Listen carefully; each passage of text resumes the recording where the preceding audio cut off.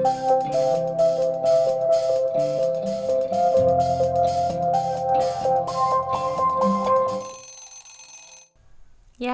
ayah. Oke, gimana Bunda?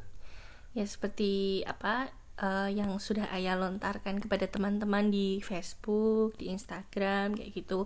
Ini kan lagi bulan-bulan homeschooling nasional kayak gitu. Orang-orang yang sekolah formal jadi homeschooling mendadak karena pandemi ini kayak gitu. Saya kan ada yang mau ditanyakan kayak gitu. Nah sebelum itu kan itu bisa jadi bahasan tersendiri kan. Insya Allah nanti kita bahas satu materi sendiri. Tapi kan kita harus menceritakan dulu nih sebenarnya HS itu apa, terus juga apa namanya, kenapa sih orang-orang pada HS yang asli HS ya, bukan yang karena pandemi ini kayak gitu. Iya. Terus kenapa pada HS kayak gitu, terus kenapa juga kita HS kayak gitu. Iya. Nah ayah sendiri deh, kalau ayah itu HS apa? Setelah banyak buku yang kita baca, setelah banyak pelatihan yang kita baca, kita simpulkan apa itu HS. Eh, kita pakai ini aja ya, pakai definisi HS yang non buku. Jadi ini berdasarkan apa yang sudah kita lakukan dan kita pahami bahwa HS itu begini, HS itu begitu. Pertama, istilah yang populer itu HS, istilah yang nggak terlalu populer tuh home education. Yang sebetulnya kita berdua jalani sekarang ini kan HE, bukan HS. Itu adalah turunan konsekuensi dari HE yang kita lakukan begitu. Homeschooling itu homeschooling, HS itu homeschooling, HE itu home education. Kesepakatan kita, Bunda, setiap keluarga itu wajib untuk home education, ya wajib untuk mengamalkan atau mempraktekkan HE atau home education, tetapi tidak wajib atau ya opsional kalau mau HS atau enggak HS begitu. Mau Kan, HS ya. atau sekolah formal. Oh iya, gitu. itu pilihan, Tapi setiap keluarga wajib untuk home education. Ya, wajib untuk punya basic pendidikan ini dan mempelajarinya dan mengamalkannya gitu ya Bunda. Kalau Ya. ayah home education sendiri itu sepemahaman ayah apa sih? Kalau Bunda apa? Oke, baiklah. Ya kalau home education itu adalah pendidikan di dalam keluarga. Pendidikan di dalam keluarga itu apa? Ya semisal kitalah orang pertama yang mendidik anak kita untuk mencintai Allah, beribadah kepada Allah. Itu kan kita, karena kita adalah aku pribadi kan, Iya. madrasatul ulanya dia kan, kayak gitu, sekolah pertamanya dia. Nah itu home education gitu loh. Dia bersikap santun, dia terjun ke sosial dengan terjun ke masyarakat kayak gitu ya, bersosial itu dengan cara yang baik. Siapa yang ngajarin? Ya Ya, kita. Bundanya. Jadi kayak misalnya ada apa namanya, orang pada bilang, kalau ada anak rebel pada bilang itu anaknya siapa sih? Ya itu emang bener adanya. Karena apa? Ya yang ngajarin dia santun, ngajarin dia itu sikapnya baik ya orang tuanya lah. Itulah home education kayak Ya, gitu loh. ya. Dan setiap orang tua wajib kan seperti itu. Betul Kayak sekali. gitu. Ya, sama ayah juga seperti itu. Nah, gimana ya, memang ya intinya kan home education itu kan pendidikan anak yang sifatnya menyeluruh, nggak sekadar kemudian di sekolah. Jadi anak sekolah itu ya bagian dari bagian dari upayanya orang tua untuk mendelegasikan pembelajaran dengan tema-tema tertentu kepada pihak sekolah. Nah, itu tetapi kemudian kerangka besarnya itu tetap home education begitu. Anakku itu butuh sekolah supaya begini dan begitu. Nah, ini home education begitu. Jangan sampai kemudian orang tua ya nih sekolah sekolah mergoni. Jadi pakai bahasa Jawa malah ya. Jangan sampai kemudian ada orang tua yang kemudian berpikir bahwa kenapa anak itu TK? Ya karena usianya sudah masuk usia TK. Kenapa masuk sekolah SD? Karena usianya sudah masuk usia sekolah SD. Itu kan kemudian jadi jadi tidak ada visi sama sekali, tidak ada home education sama sekali. Semuanya hanya bersifat mengalir sesuai dengan apa yang pantasnya di masyarakat, kayak gitu-gitulah. Itu apa namanya, HEHS gitu, Bunda. Kayak juga misalnya nih, kita nggak bisa pasrah bongkoan kepada sekolah formal ya, misalnya anak-anak yang sekolah formal, kita nggak bisa pasrah bongkoan kepada sekolah formal, karena pendidikan yang ada di rumah itu tidak bisa dididik guru itu tidak bisa mendidik apa yang ada di rumah. Yang bisa mendidik apa yang bisa diajarkan di rumah itu ya hanya orang tua, kayak gitu loh. Jadi kalau misalnya ini anak saya kok begini sih, gimana sih, guru-guru nggak bisa begitu, karena ranahnya itu udah berbeda, kayak gitu. Jadi apa, kekeliruan persepsi ini kan seringkali melahirkan orang, misalkan kenapa anak nakal itu seringkali orang tua berpikir bahwa solusinya adalah pesantren, karena ya kesalahan berpikir seperti ini, bahwa mereka merasa tidak punya peran dalam mendidik, kemudian anaknya jadi nakal, dan seolah-olah kemudian itu adalah produk gagal, dan pesantren adalah sebuah tempat reparasi untuk menjadikan anak yang nakal menjadi anak yang soleh, begitu. Nah itu kekeliruan berpikirnya karena ketiadaan HE. Mereka tidak menyadari bahwa sentral pendidikan bagi setiap anak itu ya di rumah sebetulnya, begitu. Dan ya, kalau misalnya anak itu rebel, itu yang disalahin pertama tuh lingkungan. Orang tua itu tidak melihat ke diri sendiri. Emang anak itu paling lama bersama itu sama siapa sih sebenarnya? Apa sama lingkungannya? Enggak kan, sama orang tuanya kan. Nah kadang orang tuanya ini lupa akan hal itu, bahwa sesungguhnya masalah anak-anak itu muncul ya karena ada sesuatu yang miss dari hubungan orang tua dan anak, kayak gitu. Meskipun juga kemudian lingkungan yang baik itu juga diperlukan, tetapi faktor utama dari sikap yang muncul dalam diri anak itu rebel atau enggak rebel, adabnya terjaga atau tidak dan lain sebagainya, itu orang tua, gitu. Dan orang-orang terdekat di sekitarnya ya, misalkan rumahnya dekat sama rumah Pak D-nya begitu, atau kemudian budenya atau tantenya begitu, itu juga akan berpengaruh, begitu. Kita ingat ya, ada kasus yang anak balita ngerokok itu loh. Anak balita ngerokok itu kan sebetulnya kesalahan parenting. Yang ini bener aja ya, cuma contoh kecil aja, kesalahan parenting yang kemudian anak balita ngerokok dianggapnya itu lucu, gitu. Itu kan ada kesalahan pendidikan, begitu ya. Ini contoh kecil aja, begitu. Terus apalagi ya Bunda ya, soal tipe-tipe HS itu. Tipe-tipe yang HS. kita jalani HS apa?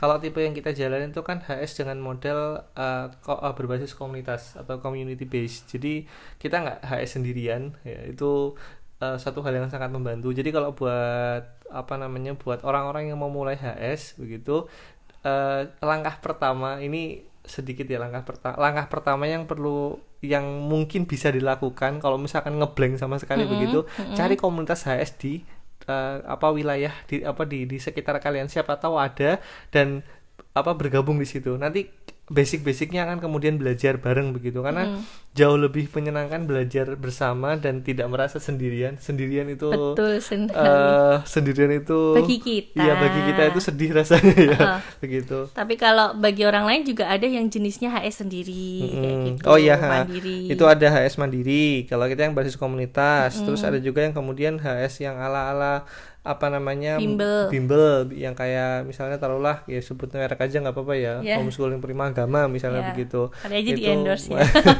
Model-model HS yang seperti itu juga ada. Atau ada juga kemudian yang ala-ala artis itu ya, yang itu kalau ala artis tuh kayak bimbel gitu. Jadi benar-benar memindahkan sekolah ke rumah. Yang bawa guru ke rumah itu. Ya itu sama yang Primagama dan bimbel itu kayak gitu. Gitu. Jadi Primagama gitu tuh mengadakan Ini bener nggak nih? Iya. Bener. Homeschooling. Sekolahnya para artis kayak gitu beneran. Jadi mereka belajar di rumah dengan kurikulum yang mengundang guru, bukan orang tuanya yang ngajar. Kalau homeschoolingnya kita dan yang mandiri ya, yang komunitas dan mandiri kan kita yang ngajar sendiri Iya. gitu loh ya. Meskipun juga kita juga ngundang guru juga kan, guru Ya, guru Al-Quran satu itu. Satu. Karena memang pada dasarnya guru Al-Quran itu memang harus yang khusus kan kayak gitu. Begitu. Ya lebih tepatnya kita bukan ngajar sendiri sih, apa ya, fasilitator kayak gitu, membersamai anak belajar kayak gitu. Kalau memang dia butuh guru ya kita fasilitasi. Kalau memang dia belajarnya misalnya tentang robot, ya aku nggak bisa yang ngajarin dia tentang robot kayak gitu. Kita cari orang yang bisa kita undang atau kita yang kesana sebagaimana kemudian mirip adabnya murid yang mendatangi guru begitu. Atau intinya kita membersamai mereka. Ya, membersamai dan menyediakan. Poinnya adalah home education itu adalah tujuannya adalah menyelenggarakan pendidikan sebaik-baiknya, pendidikan terbaik bagi anak. Itu yang poin-poin intinya seperti itu. Pendidikan yang kemudian tidak hanya tidak hanya di sekolah saja tapi secara keseluruhan begitu. Bukan kesalahan ya.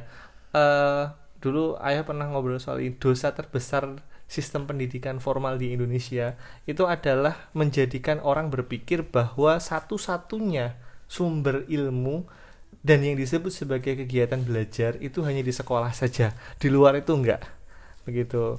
Itu bicara soal dosa, tapi ya bukan berarti kemudian saya anti sekolah itu enggak begitu, tetapi kemudian nanti kapan-kapan kita bahas ya, nanti di edisi lain kita akan bahas begitu, karena memang sebetulnya pendidikan formal itu punya kelebihannya sendiri juga begitu, punya kelebihan tersendiri yang tidak dimiliki oleh homeschooling begitu. Ini kita bahas di lain waktu. Ya karena gini loh ya, ketika kita membicarakan pendidikan itu kan biasanya terbayang di benak kita tuh kan cuma sekolah kayak gitu, pada umumnya orang gitu. Padahal ya sekolah itu adalah sarana mendapatkan pendidikan, tapi pendidikan itu sendiri nggak hanya sekolah. Nah gitu. Itu dia. Nah kalau dulu ayah ingat pertama kali belajar tentang HS itu di Lebah Putih ya Bunda ya. Dulu boleh ayah harus jujur dulu, ayah tuh tidak terlalu peduli tentang sekolah Lebah Putih ya. Punyanya Bu Septi Penny. Punya Bu Septi Penny Wulandani. Waktu itu Biru usia berapa sih? 3 tahun, 2 tahun apa 3 tahun? Ya sekitaran itu ya, antara usia itu. 2-3 tahun. Jadi dulu sebetulnya kalau ayah tuh nggak terlalu peduli dengan apa model pendidikan anak. Yang penting dulu ya selama usia sebelum sekolah ya main-main aja begitu, nggak ada masalah dengan golden age. Ayah tuh nggak terlalu peduli soal itu begitu, karena memang yang ayah pahami itu banyak pro kontra dan pseudoscience dan lain sebagainya, wes lah raurus begitu. Yang penting masuk TK gitu dulu seperti itu. Cuma ketika kemudian dikenalkan dengan penjelasan dari Bu Septi Penny, kemudian disitulah kemudian ayah banyak berpikir begitu, selama ini ya, jadi dikenalkan dengan tiga jalur besar, tiga arus besar pendidikan begitu. 1 akademisi, 2 profesional, 3 pengusaha begitu. Di titik itu ayah langsung selama ini aku salah masuk sungai ya kayak gitu. Waduh, sungai. Yang sudah terjadi nggak apa-apa begitu. Tetapi kemudian ayah ngerasa bahwa andai kata kemudian dulu ayah tahu tentang hal ini dan ayah memasuki sungai yang tepat begitu, bisa jadi potensinya bisa lebih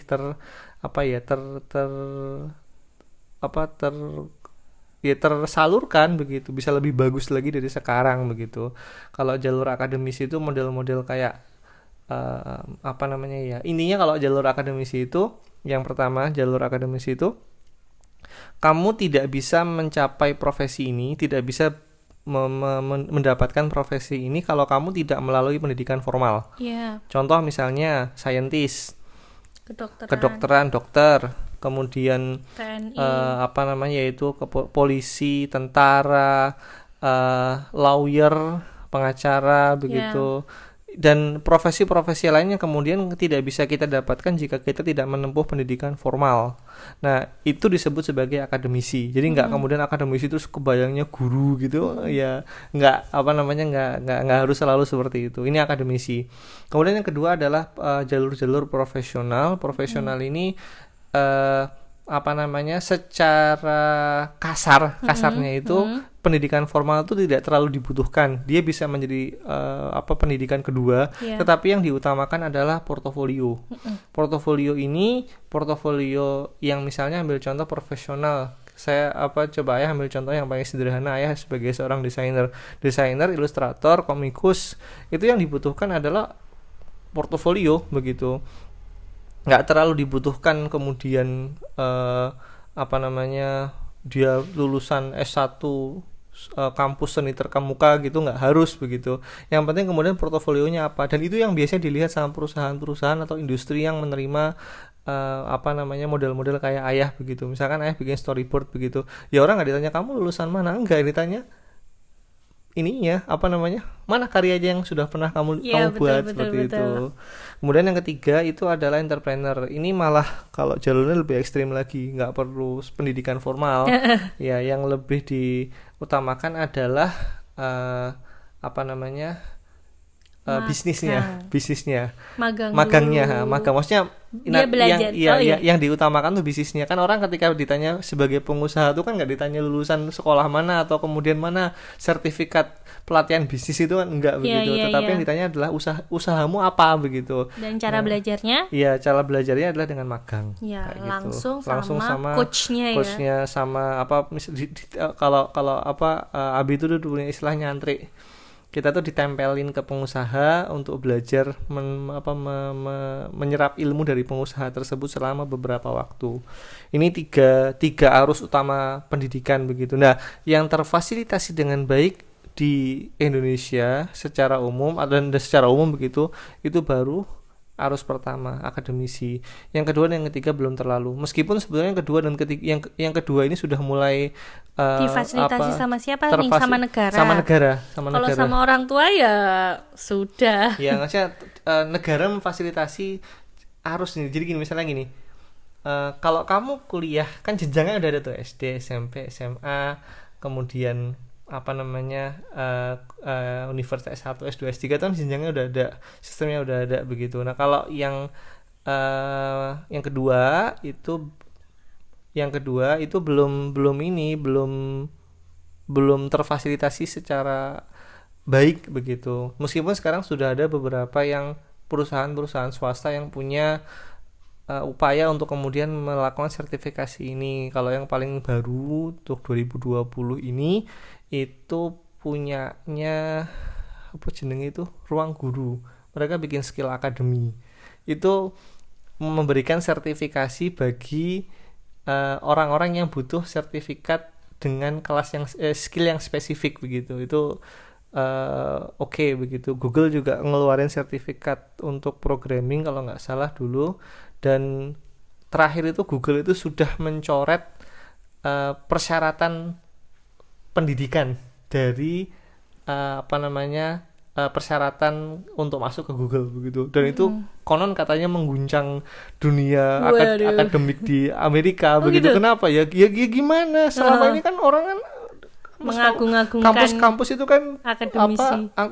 Kampus itu kan dia menjual potensi. Pokoknya kalau kamu kuliah di sini karirmu bisa lebih bagus, bisa kerja di misalkan taruhlah Google begitu. Nah, sekarang Google ngapain bawa nama gua kayak gitu. Portofolio berarti ya. Ya, portofolio. Ya, ini kembali ke 3 jalur utama tadi. Pada intinya tinggal ngelihat kita lebih cenderung yang mana begitu, atau anak kita cenderung yang mana begitu, gitu Bunda. Terus apalagi coba kenapa ya inget-inget aja, kenapa sih alasan kita homeschooling? Oh iya. Ya kalau yang dari kacamata Ayah dulu. Oh, iya. Kalau yang kacamata Ayah sih sebenarnya, kalau yang itu kan yang kemarin waktu habis ketemu sama Bu Septi Penny, kemudian ngobrol banyak kan, kita silaturahmi ke sana ke sekolah Lebah Putih, kemudian dapat banyak pencerahan begitu terkait masalah pendidikan. Yang paling penting, yang paling Ayah ingat tuh gini. Bu Septi itu ini banget, belak-belakan banget begitu.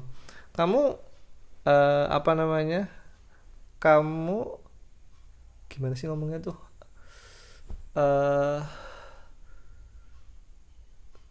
kamu siap untuk mendidik anakmu begitu, siap begitu, kamu punya waktu dan usaha, jadi waktu luang, bukan waktu luang ya, kamu siap mengalokasikan waktu untuk mendidik anak-anakmu begitu, punya nggak waktu, siap nggak untuk mengalokasikan waktu, siap, oke, kita akan belajar homeschooling. Tapi kalau misalnya kamu bilang wah saya sibuk kayak gitu, pekerjaan saya tidak memungkinkan saya untuk punya waktu ini, ya udah jangan homeschooling, cari duit yang banyak, sekolah di sekolah yang paling bagus kayak gitu. Itu Bu Septi Penny kayak gitu. Jadi sebetulnya nggak kemudian serta merta homeschooling yang terbaik, ya homeschooling yang terbaik, sekolah formal tidak baik, itu enggak begitu. Karena memang kondisi orang berbeda-beda. Nah kalau alasan pilihan orang juga berbeda-beda. Iya, kondisi dan pilihan orang beda-beda. Kalau ayah sendiri sih, ketika kemudian kenapa kok memilih homeschooling, pertama ayah pengen memaksimalkan, ayah tidak melihat bahwa yang Bu Septi Penny dijelaskan yang itu istilahnya nyangkut banget di ayah gitu loh, bahwa ya anak itu punya potensinya sendiri-sendiri begitu. Mereka itu punya kurikulum personal yang iya memang itu dibuat untuk dia begitu. Itu nggak bisa difasilitasi di sekolah biasa begitu. Kita tidak akan pernah bisa meyakinkan sekolah, Bu, anak saya itu personalnya begini begitu, nggak akan bisa begitu. Sekolah bilang iya memang sesuai dengan prosedur begitu. Kurikulumnya harus dari Kemendikbud, sudah begitu dan aja. Harus dipukul rata semuanya, padahal begitu. Ya itu kembali lagi setiap anak itu punya potensi yang berbeda-beda. Nah, itu kemudian pertimbangannya ayah. Yang kedua, ayah ayah ingin anak-anak ayah itu tumbuh dengan istilahnya tumbuh dengan setiap amal kebaikan yang mereka lakukan itu hasil didikan ayah dan bunda. Begitu. Itu menjadi amal jariah seumur hidup gitu loh, seperti itu. Itu yang ayah harapkan sebetulnya dari homeschooling. Meskipun sebetulnya kalau orang itu sudah punya mindset HE, mendelegasikan untuk ke ustadz pun bisa mendapatkannya begitu. Tetapi tidak ada yang bisa mengalahkan rasa bahagia dengan apa yang kita didik itu, apa yang kita tanam begitu, itu berbuah dengan baik begitu. Ya mungkin perasaannya mirip-mirip sama nikmat mana sih beli terong di pasar sama nanam terong sendiri ya gitu loh. Panen terong sendiri begitu. Bapak aduh loh beli bibit terong belum ditanam loh ya. Ya baik, itu PR ya. Itu PR. Tapi intinya begini, maksudnya ketika kita bicara soal rasa ya memang tadi kan nanam sendiri sama beli di pasar itu, pertama dari segi quality kita bisa, kalau yang kualitas di pasar kita nggak bisa memastikan ini habis disemprot apa aja kayak gitu. Kalau ditanam sendiri kan kita bisa tahu ini kita cuman pakai pupuk ini gitu. Dan juga kita menanam benih-benihnya itu sesuai dengan ya benih itu apa. Misalnya kita menanam terong, ya kita perlakukan dia seperti terong kayak gitu. Kita nanam buah tomat, ya kita nanam tomat seperti tomat kayak gitu. Tidak tergesa-gesa memupuknya dengan pupuk-pupuk yang banyak gitu, bukannya malah jadi bagus malah jadi busuk gitu kan. Ya semacam itulah begitu. Ya itu tentang alasan. Kalau Bunda gimana sih? Kalau aku sendiri pribadi itu kenapa kita homeschooling awal mulanya ya dari aku meminta ayah untuk ayo belajar tentang homeschooling. Nah, kenapa aku meminta ayah untuk belajar homeschooling? Karena waktu hamil biru itu Abi ngajak kita duduk berdua untuk diskusi. Lalu Abi bilang, "Udah, anak kalian di homeschooling ini aja gitu." Orang tua baru hamil lagi ya kayak gitu. Disuruh kayak gitu, aku homeschooling kayak gitu. Nah akhirnya dari situ aku cari tahu tentang homeschooling, kemudian dapat tuh satu orang yang mengenal homeschooling, Bu Septi Penny Wulandani itu search tentang segala hal gitu. Terus habis itu ketemu sama teman-teman yang pengen bikin komunitas belajar namanya CBE di Ponegoro gitu. Orang-orang bantu pas kumpul ternyata mereka juga punya kesamaan yang sama kita gitu loh, ternyata pengen nge-homeschoolingin anak-anak kayak gitu. Akhirnya kita belajar bareng dari situ, mana-mana sama geng JPE Diponegoro itu kan. Nah dari situ semakin banyak baca buku, semakin banyak belajar, jadinya kita jadi semakin mengokohkan diri. Pas ketika kita bikin visi misi keluarga itu kan, jadi kita udah tahu toh, oh ternyata visi misi keluarga kita dan core value keluarga kita, bahasa Indonesia apa Pak core value? Ya ini inti apa namanya, nilai luhur keluarga kita itu tuh ternyata dakwah dan seni. Ketika kita sudah rumuskan ya kayak gitu, yaitu kesepakatan kita. Ya itu kan perumusan dari dalam Pak kayak gitu. Maksudnya perumusan dari dalam setelah melihat apa yang kita, bukan outside in, memasukkan apa yang di luar yang bagus-bagus, tapi kita melihat apa yang di dalam kita yang bisa kita kembangkan. Opo to sakjane iki inside out kayak gitu. Sebenarnya apa sih kita ini, peran kita di dunia ini, kayak gitu. Itu ada bahasan sendiri kalau ya, itu bahasan ini panjang. Iya. Kalau diterangin sekarang waktunya nggak cukup karena ya kurang kalau dijelasin sedikit, dan kalau misalnya sekarang pun nggak cukup waktunya. Ternyata core value keluarga kita itu kok cocoknya sama homeschooling. Nah akhirnya kita memilih homeschooling, dan akhirnya kita sampai di titik ini, kita menghomeschoolingkan anak kita birul haq gitu. Begitulah. Jadi kira-kira seperti itu ya mungkin untuk ya ini mungkin obrolan awal ya, lebih tepatnya Bunda ya, untuk homeschooling, home education, biar karena nanti pembahasan tentang tema-tema yang lain bisa lebih oke begitu. Tapi kayaknya coba tadi Bunda nyebut soal yang itu ya, yang tanya-tanya di Facebook ya. Coba kita lihat satu-satu dulu ya, biar habis ini kita materi selanjutnya. Tapi ada satu lagi ya yang kita lupa bahas, bahwa sesungguhnya itu loh, orang-orang tuh kenapa sih pada HS kayak gitu. Jadi kan ada tuh orang-orang yang mulai HS itu karena masalah di dalam keluarganya kayak gitu, karena mungkin anaknya berkebutuhan khusus yang pertama, dan yang kedua anaknya kena bullying di sekolah formal kayak gitu. Akhirnya dia nggak mau mogol sekolah, akhirnya dia mulai homeschooling kayak gitu. Terus ada juga tuh anaknya yang memang orang tuanya dan keluarganya kayak kita kayak gitu, dari awal memang udah sejak dia belum lahir sudah menyiapkan tentang homeschooling kayak gitu. Nah itu ketika kumpul-kumpul homeschooling itu orang-orang yang kayak kita yang memulai dari awal kaget, oh ternyata homeschooling mereka tuh dimulai dari sebuah permasalahan kayak gitu. Dan orang-orang yang punya permasalahan saat mulai homeschooling juga kaget, oh dia tuh mulai homeschooling tanpa permasalahan kayak gitu loh. Jadi benar-benar niat gitu loh dari awal. Gitu loh. Itu ini sih dinamika ya, latar belakang orang homeschooling itu beda-beda gitu ya Bunda ya. Dan kan sekarang juga yang mulai pada homeschooling ini karena memang masalah juga. Masalah ya ini pandemi ini. Jadi ya begitulah latar belakang orang memulai homeschooling itu kayak gitu. Nah, next kita jawabin Q&A yang udah kemarin kita kumpulin ya dari tanya-tanya yang ada di Facebook sama Instagram. Gitu ya Bunda ya, di sesi yang lain. Dah, makasih ya Bunda ya. Ya, makasih juga ya. Bye-bye. Bye-bye. Jika kamu suka dengan apa yang kami bagikan, jangan lupa untuk like, comment, dan subscribe. Terima kasih.